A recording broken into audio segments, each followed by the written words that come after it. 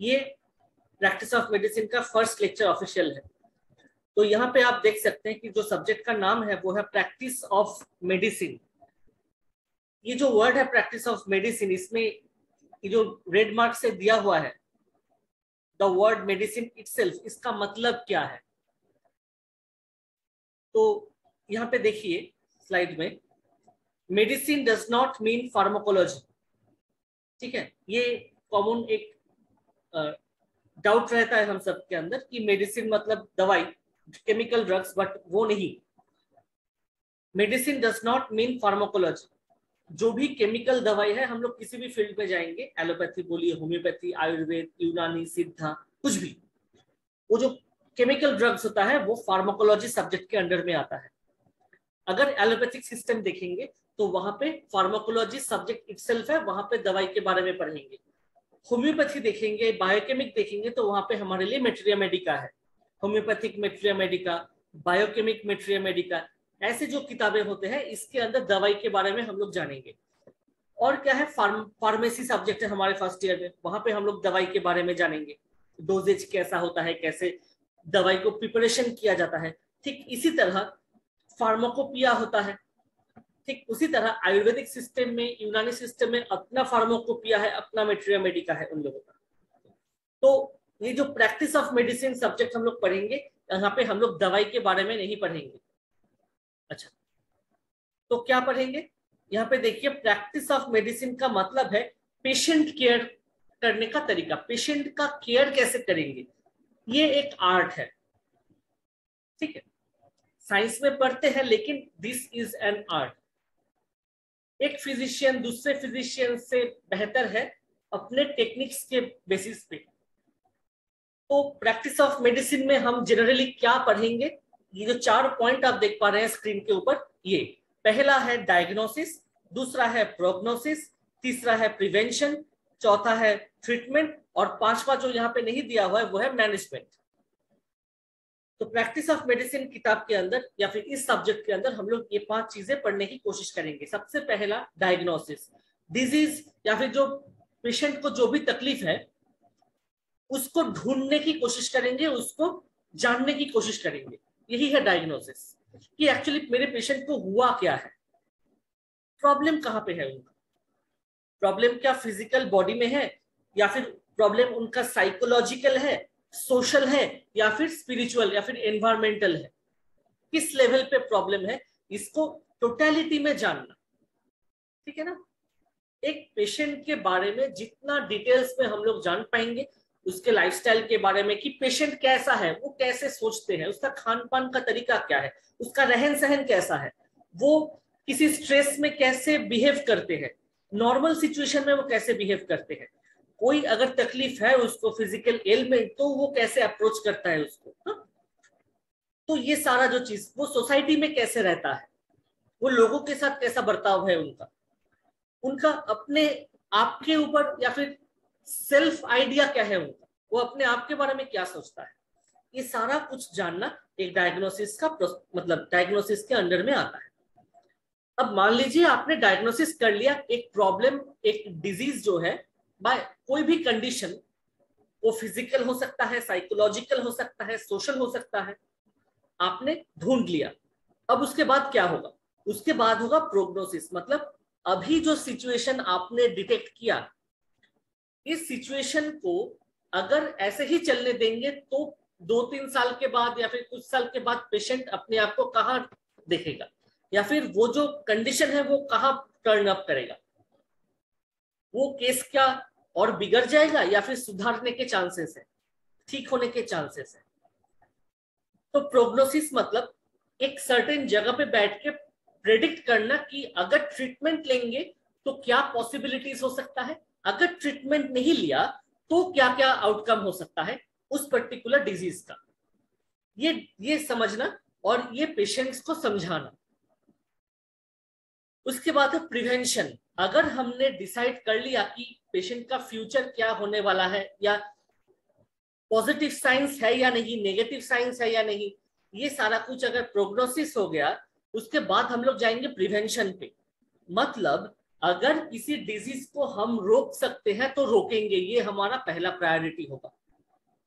इसी केस में जैसे हम लोग कहते हैं ना, मलेरिया के टाइम पे मच्छर को काटने मत दीजिए, पानी जमा मत होने दीजिए, ये क्या है? सर प्रिवेंशन है, ताकि वो डेंगू, वो मलेरिया जैसे जो पैथोजन है वो ग्रो ना कर पाए, वो डिजीज हमें ना हो।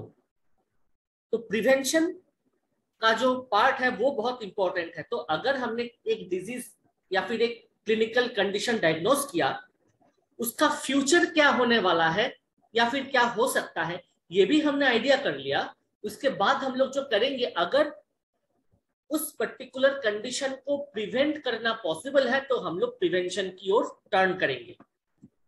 अब प्रिवेंशन अगर हमने प्लान कर लिया, उसके बाद जो करेंगे पॉसिबल ट्रीटमेंट। अब इस ट्रीटमेंट का जब हम लोग बात कर रहे हैं तो treatment does not necessarily mean दवाई। ट्रीटमेंट के अंडर में हम सिर्फ केमिकल ड्रग्स देके छोड़ देंगे ये नहीं हो, जरूरी नहीं है।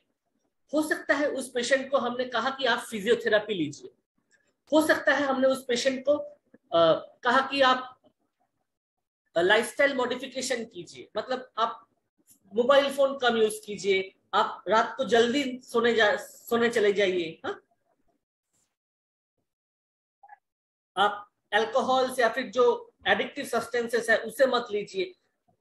उसके बाद हम लोग कह सकते हैं कि आप एक्यूप्रेशर कीजिए। तो ये सारे डिफरेंट फॉर्म्स ऑफ ट्रीटमेंट। अगर कोई पेशेंट को हमने देखा कि दवाई देकर उनका ट्रीटमेंट नहीं हो सकता, तो हम लोग उनको कहेंगे कि आप एक प्रॉपर सर्जन को दिखाइए, क्योंकि आपका जो कंडीशन है ये सर्जरी रिक्वायर करता है, ये नॉर्मल दवाई से ठीक नहीं होगा। इसलिए बेहतर होगा कि आप अपने ट्रीटमेंट के लिए एक ट्रेंड सर्जन के पास जाइए।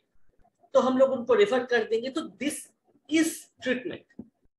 और अगर हमें लगता है कि एलोपैथिक ट्रीटमेंट से काम चलेगा तो हम लोग उनको एलोपैथिक ट्रीटमेंट लेने के लिए एडवाइस करेंगे। अगर हमें लगता है कि उनका प्रॉब्लम नेचुरोपैथी से ठीक होगा तो हम लोग उनको नेचुरोपैथी एडवाइस करेंगे। अगर हमें लगा कि वो होम्योपैथी से ठीक होता है तो उनको बोलेंगे आप होम्योपैथी लीजिए। अगर हमें लगा कि ये हम लोग बायोकेमिक से ठीक कर सकते तो हम लोग उनको बायोकेमिक ट्रीटमेंट हमारी ओर से देंगे। ठीक है ना? तो ट्रीटमेंट का मतलब कभी ये नहीं कि जो सब्जेक्ट मैंने पढ़ा हुआ है सिर्फ उसी से ही ठीक करेंगे जबरदस्ती। जो पर्टिकुलर ट्रीटमेंट मॉड्यूल मेरे पेशेंट के लिए वैल्यूएबल साबित हो, मैं ऑनेस्टली उसी को वही रेकमेंड करूंगा, भले ही वो मेरे पास दवाई ना ले। तो ये ट्रीटमेंट हो गया। अब ट्रीटमेंट, प्रिवेंशन के बाद ट्रीटमेंट, ट्रीटमेंट के बाद आता है मैनेजमेंट। विदाउट मैनेजमेंट किसी भी केस को हम डील नहीं कर सकते। जैसे मान लीजिए किसी इंसान का जो लंग्स है उसमें प्रॉब्लम आया है, मतलब सीओपीडी है, क्रॉनिक ऑब्स्ट्रक्टिव पल्मोनरी डिसऑर्डर, उनका लंग्स जो है वो वीक हो रहा है, खराब हो रहा है धीरे धीरे। अब उस लंग्स को ट्रीटमेंट करने के लिए हमने दवाई दिया। वो दवाई किसी भी फॉर्मेट का हो सकता है, एलोपैथी, होम्योपैथी, आयुर्वेद, जिसका जो पार्ट है वो उसने ट्रीटमेंट दिया। अब हमने पेशेंट को मैनेजमेंट नहीं दिया। जैसे मैंने पेशेंट को ये बताना भूल गया कि आप सिगरेट मत पीजिए, आप स्मोकिंग मत कीजिए, आप अल्कोहल मत लीजिए, मैं ये बताना ही उनको भूल गया। या फिर ऐसे जगह पे ना जाइए जहां पे मतलब एक्सेस पॉल्यूशन उनको मिलेगा। या फिर हमने ये बताना भूल गया कि आप प्राणायाम कीजिए या फिर ब्रीदिंग एक्सरसाइजेस कीजिए। तो ये मैनेजमेंट का जो पार्ट है मैंने पूरा गायब कर दिया, मैंने बोला ही नहीं।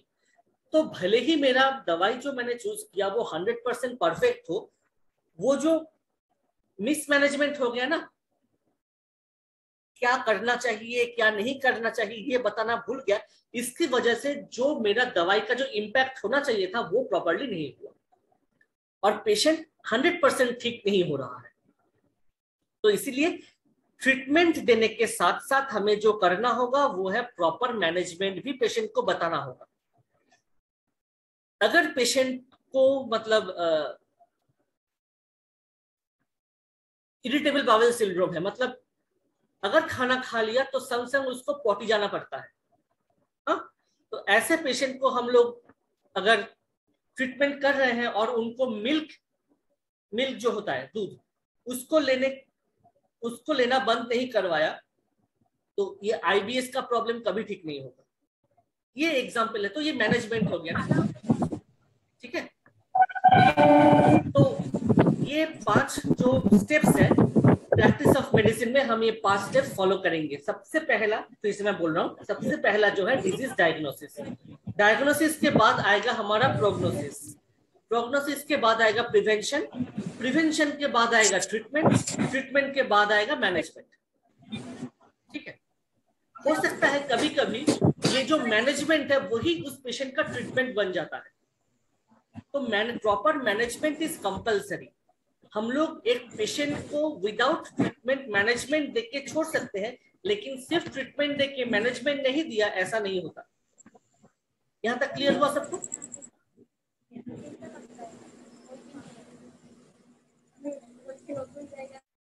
ठीक है।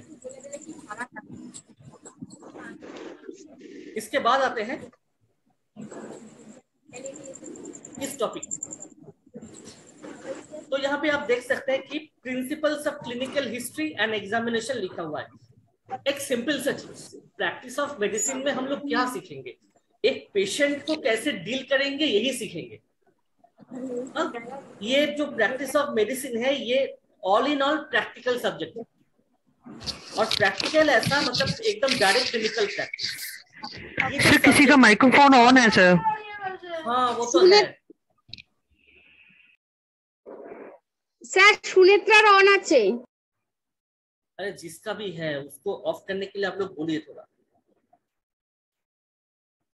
अच्छा, तो ये जो प्रैक्टिस ऑफ मेडिसिन है ये एकदम प्रैक्टिकल सब्जेक्ट है, एकदम क्लिनिकल सब्जेक्ट है। ये चीज, ये जो यहाँ पे पढ़ेंगे हम लोग, ये डेली लाइफ में ना आपको क्लिनिक में पेशेंट के साथ डील करने के लिए हेल्प करेगा। अगर इसको, ये थियोरेटिकल सब्जेक्ट नहीं है, इसका एग्जाम जरूर होता है 100 मार्क्स का, 200 मार्क्स का एग्जाम होता है, लेकिन आपने इस सब्जेक्ट में कितना मार्क्स पाया पेपर में, इसके साथ आप प्रैक्टिस कैसे करेंगे, इसके साथ कोई रिलेशन नहीं है। तो इसलिए इस सब्जेक्ट को आप मतलब समझने की कोशिश कीजिए। पहला जो टॉपिक हम लोग यहाँ पे देखेंगे कि managing clinical encounters with patients, यहाँ पे दूसरा है हिस्ट्री टेकिंग, तीसरा है जनरल एस्पेक्ट ऑफ एग्जामिनेशन। मतलब क्लिनिक एक আচ্ছা স্যার, বলছি যে এই যে পাশে 3-9-19 এরকম করে লেখা আছে, এই লেখাগুলো কি? ये चैप्टर नंबर, ये पेज नंबर है। ও हाँ, ये पेज नंबर है। तो अगर मेरे पास पेशेंट आया है ना, मैंने एक चेंबर खुला हुआ है, वहां पे मैं बैठता हूँ, तो मेरे पास पेशेंट आता है, तो मैं पेशेंट को हैंडलिंग कैसे करूंगा, starting from patient entering to my prescription, कैसे करेंगे ये सब। तो इसका एक जनरल प्रोसीड्यूर एंड प्रिंसिपल है जिसको हमें बेसिक वे में फॉलो करना है। अगर हम लोग फॉलो करेंगे ना तो हमारा काम आसान हो जाएगा। पहला जो एस्पेक्ट आज देखने की कोशिश करेंगे वो है managing clinical encounters with patient. मतलब क्या, मेरे क्लिनिक में अगर कोई पेशेंट आता है तो उसके साथ मेरा बर्ताव कैसा होगा, बिहेवियर कैसा होगा। ये तो यहां पे देखिए, और ये पास में जो है ना, ये पेज नंबर है इस बुक का।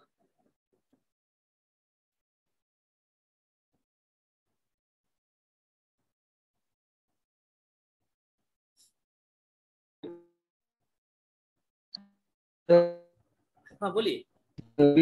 कट जाता है। हाँ, आपका साउंड कट रहा है। अच्छा, यहां पर देखिए, तो हम जो कह रहे थे कि managing clinical encounters with patient, ये पहला हमारा एम होगा सीखना। तो यह इसके अंडर में देखिए बहुत सारे सब टॉपिक्स दिया हुआ है। पहला है रीजंस फॉर एनकाउंटर। ये जो पेज देख पा रहे हैं इसका आप स्क्रीनशॉट ले सकते हैं, या फिर मैं बाद में ग्रुप में इसका फोटो डाल दूंगा। अभी के लिए समझ लीजिए, पहला पॉइंट यहाँ पे क्या देख रहे हैं, इस साइड में जो ब्लू कलर का नंबर है इसको आप इग्नोर कीजिएगा। रीजंस फॉर एनकाउंटर मतलब पेशेंट मेरे पास क्यों आएगा, है ना। एक आदमी मेरे पास क्यों आएगा? मैं चेंबर खोल के बैठा हूं, ठीक है, इट्स ओके, वो मेरा प्रोफेशन है, लेकिन कोई मेरे पास क्यों आएगा, ये इंपॉर्टेंट है। दूसरा, द क्लिनिकल एनवायरनमेंट, मैं जहां पे बैठता हूं, जो मेरा प्रैक्टिस रूम है, वो कैसा होना चाहिए, उसका माहौल कैसा होना चाहिए, द क्लिनिकल एनवायरनमेंट, ये इंपॉर्टेंट है, ये सीखेंगे। तीसरा, ओपनिंग द एनकाउंटर, एनकाउंटर का मतलब बातचीत, कन्वर्सेशन, इंटरेक्शन।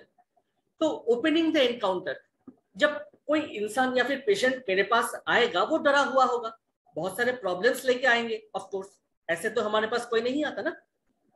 तो कन्वर्सेशन स्टार्ट कैसे करेंगे,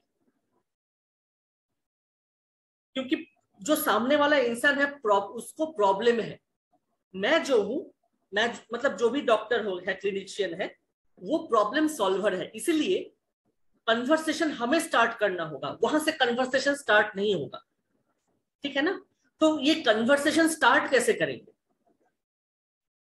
उसके बाद गैदरिंग इंफॉर्मेशन, सामने जो पेशेंट बैठा है, जो इंसान बैठा है जिसको तकलीफ है, उससे हम लोग इंफॉर्मेशन कैसे गैदर करेंगे कि उसको क्या हुआ। जैसे डायग्नोसिस वाला पार्ट हमने कहा कि पेशेंट को जानने की कोशिश करना ना, वो पेशेंट क्या है, वो उस इंसान को इन टोटलिटी समझना, इसके लिए तो हमें इंफॉर्मेशन चाहिए। तो उस इंफॉर्मेशन को हम लोग कहां से लेंगे, कैसे लेंगे, उससे करने का तरीका।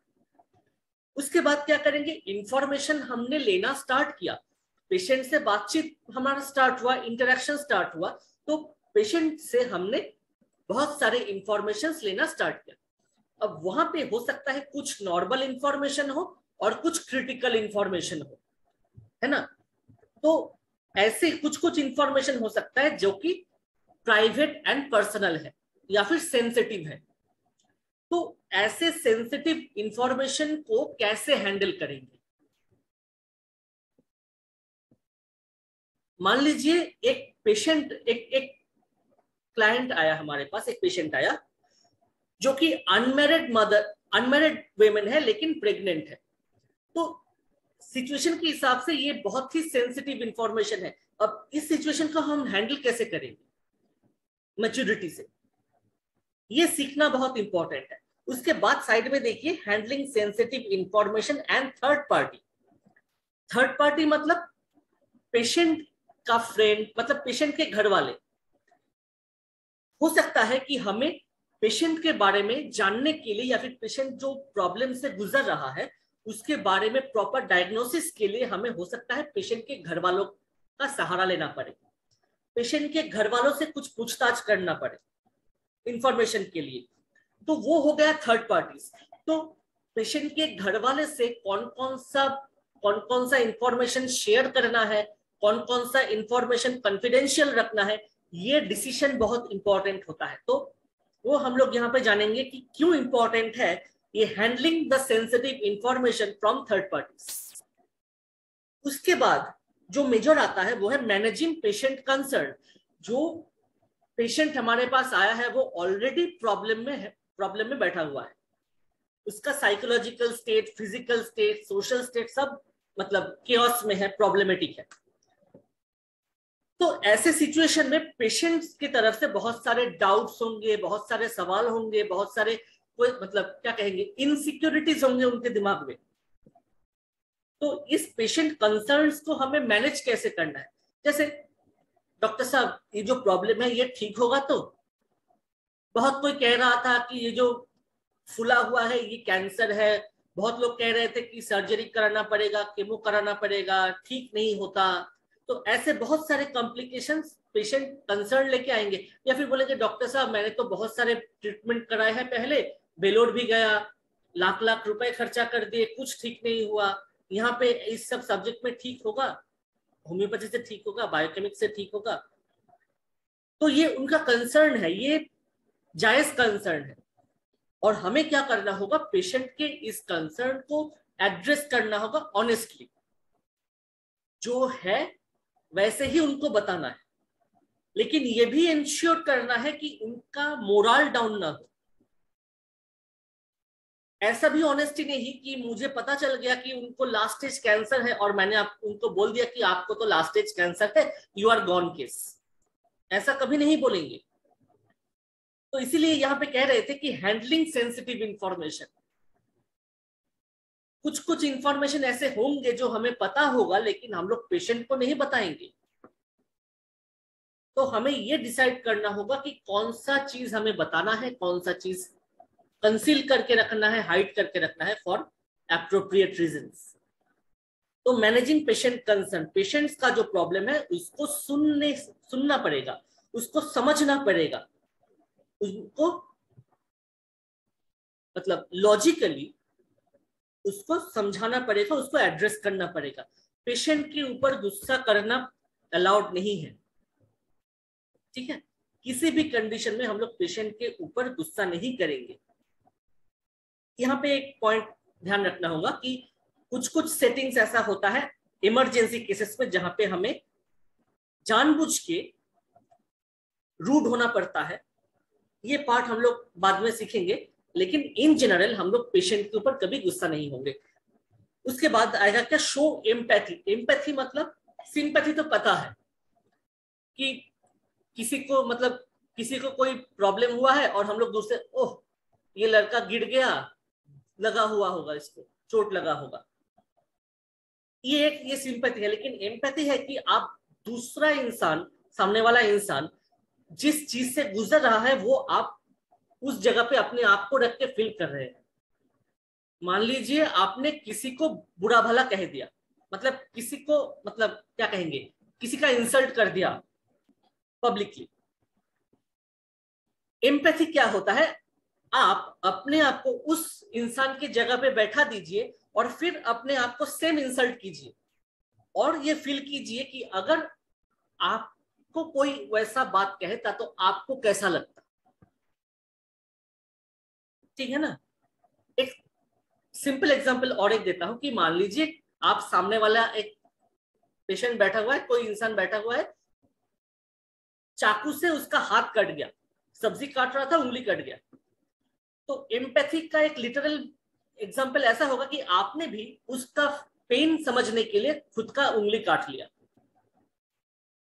ये है एम्पैथी, कि सामने वाला जो इंसान जो प्रॉब्लम से या जो सिचुएशन से गुजर रहा है, उसी सिचुएशन में मैं अपने आप को बैठा दिया और फिर डिसाइड किया कि अगर मैं उस जगह पे होता, उस इंसान के जगह पे होता, तो मेरा क्या फीलिंग्स होता, how would I have been reacting, तो मैं कैसे रिएक्ट करता सिचुएशन से।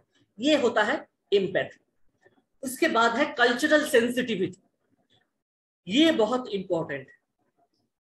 हो सकता है कि हम मतलब कोई भी इंसान एक particular cultural belief, religious belief से, बैकग्राउंड से मतलब रिलेशनशिप रखता है, उनका एक अपना थॉट प्रोसेस है।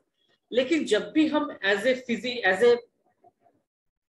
ट्रीटमेंट प्रोवाइडर हम लोग बैठेंगे तो हमें ये कल्चरल सेंसिटिविटी मेंटेन करना होगा। हम कभी भी बायसली, सामने वाला जो इंसान अगर हमारे थॉट प्रोसेस से डिफरेंशिएट करता है, अगर हमारे थॉट प्रोसेस से मैच नहीं खाता, तो उसके साथ हम लोग डिस्क्रिमिनेट नहीं करेंगे। उनका जो तरीका है, उनका जो रहन सहन है, उनका जो मतलब रूल्स एंड रेगुलेशन, डिसिप्लिन है, उसको रेस्पेक्ट करने की कोशिश करेंगे। That is showing cultural sensitivity. उसके बाद है एड्रेसिंग द प्रॉब्लम। जिस प्रॉब्लम के लिए वो इंसान मेरे पास आया है, विजिट करने आया है, तो उस प्रॉब्लम का सॉल्यूशन क्या है, पॉसिबल सॉल्यूशन क्या है, मतलब प्रिवेंशन, ट्रीटमेंट, मैनेजमेंट, ये तीनों चीज हम लोग उनको देंगे। इसके बाद क्या होगा, कंक्लूडिंग द एनकाउंटर। ये जो एंटायर सेशन चला उस पेशेंट के साथ, हो सकता है वो 5 मिनट का हो सकता है 5 घंटे का हो, जो भी हो, उस एंटायर सिचुएशन को लास्ट में आप कंक्लूड कैसे करेंगे, ताकि जब वो पेशेंट आपके चेंबर से या फिर आपके क्लिनिक से निकले तो वो एक कॉन्फिडेंस लेके निकले। जरूरत नहीं कि उसका जो कॉम्प्लिकेशन है वो आपके ट्रीटमेंट से हील हो जाए, ठीक हो जाए, लेकिन ये इंश्योर करना जरूरी है कि वो इंसान जब दरवाजे से निकलेगा तब वो बेटर फील करके निकले, वो एम्पावर्ड होके निकले और वो साइकोलॉजिकली कॉन्फिडेंट होके निकले कि हाँ मैं ठीक हो सकता। तो ये है concluding the encounter, this is very important. इसके बाद जो हम लोग सीखेंगे वो है ऑल्टरनेटिव्स टू फेस एनकाउंटर। जैसे ये कोविड के टाइम पे हमने इसका मतलब एकदम फुल फ्लेजेड एग्जांपल देखा कि टेलीमेडिसिन होता है, ऑन वीडियो कॉल हम लोग डॉक्टर के साथ कंसल्ट कर रहे हैं या फिर ओवर द फोन कॉल हम लोग उनके साथ जा रहे हैं ना। तो ये है ऑल्टरनेटिव टू फेस एनकाउंटर्स। हम लोग जनरली क्या है, डॉक्टर के पास जाते हैं, फिजिकली उनके सामने बैठते हैं, डॉक्टर हमें फिजिकली चेक करता है, वो क्लिनिक में हो या फिर हॉस्पिटल में हो। तो ये फेस टू फेस इंटरेक्शन है। हम लोग ऐसे ये जो मेथड है यही सबसे बेस्ट तरीका है किसी को ट्रीटमेंट देने का। तो हम लोग ऐसे सिचुएशन ऐसे प्रोसेस में कंफर्टेबल है। लेकिन अगर ऐसा सिचुएशन अराइज हुआ कि फेस टू फेस एनकाउंटर इस वक्त पॉसिबल नहीं है, आप क्लिनिकली डॉक्टर के पास जाके उसको फेस टू फेस मीट नहीं कर पा रहे हैं, तो इन दैट केस हम लोग दो तरीका यूज कर सकते हैं। एक तो पहले जो था, ये जो सोशल मीडिया या फिर वीडियो कॉन्फ्रेंस के आने से पहले, वो था over the phone call. Phone पे डॉक्टर आपका सारा केस लेते थे, ये सारा जो चीज हमने पढ़ा ये सभी चीज ओवर द फोन कॉल होता था, उसके बेसिस पे ट्रीटमेंट जो मॉड्यूल होता था वो दिया जाता था। आज के डेट पे जो अभी है टेलीमेडिसिन ऑन वीडियो कॉल, ये और भी मतलब क्या कहेंगे, और भी यूजफुल हो गया है। तो फेस टू फेस एनकाउंटर्स का ऑल्टरनेटिव दो है, ओवर द फोन कॉल और ओवर द वीडियो कॉल, जिसको हम लोग टेलीमेडिसिन कहते हैं। उसके बाद है कुछ प्रोफेशनल रिस्पॉन्सिबिलिटीज होता है हमारा।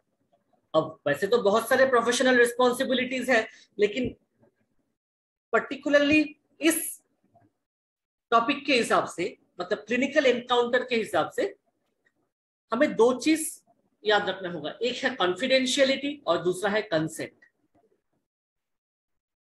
पेशेंट को ट्रीटमेंट करने के लिए, पेशेंट का फिजिकल एग्जामिनेशन करने के लिए, पेशेंट का साइकोलॉजिकल इवैल्यूएशन करने के लिए या फिर कोई भी डायग्नोसिस प्रोसेस करने के लिए हमें पेशेंट का कंसेंट लेना बहुत ही इंपॉर्टेंट है, ये मैंडेटरी है।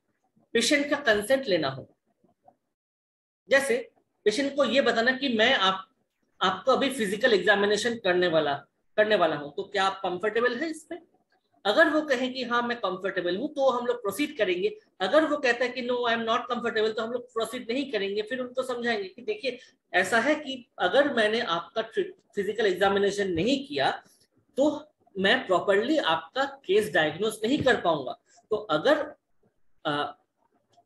आपको अकेले फिजिकल एग्जामिनेशन में इन्वॉल्व करने में अगर प्रॉब्लम है तो आप घर में से किसी को लाइए, उनके सामने हम लोग ये करेंगे। तो ये कंसेंट पहले ले लेना है। बहुत क्लिनिक में आप देखेंगे कंसेंट फॉर्म होता है, वो फिलअप करना पड़ता है। जैसे अगर आप डेंटिस्ट के पास जाएंगे ना तो वो भी एक फॉर्म फिलअप कराता है, तो ये कंसेंट है। मान लीजिए आप एक्सरे करेंगे तो वहां पे भी बहुत जगह पे प्रॉपर अगर करेंगे तो फॉर्म फिलअप कराया जाता है कि वो कंसेंट फॉर्म है कि मैंने कंसेंट दिया ये प्रोसीड्योर कराने के लिए। अगर प्रोसीड्योर के चलते वक्त अगर कुछ कॉम्प्लिकेशंस होता है तो मैं जो वो प्रोसीड्योर कर रहा है टेक्नीशियन या फिर जो प्रोफेशनल है उसको मैं दोष नहीं दे सकता कि मेरे विदाउट माय परमिशन उन्होंने ऐसा किया। उसके बाद क्या है कॉन्फिडेंशियलिटी। जो मैं क्लिनिकली देखूंगा, जो मेरा पेशेंट के साथ बातचीत होगा, वो मैं किसी के साथ शेयर नहीं करूंगा।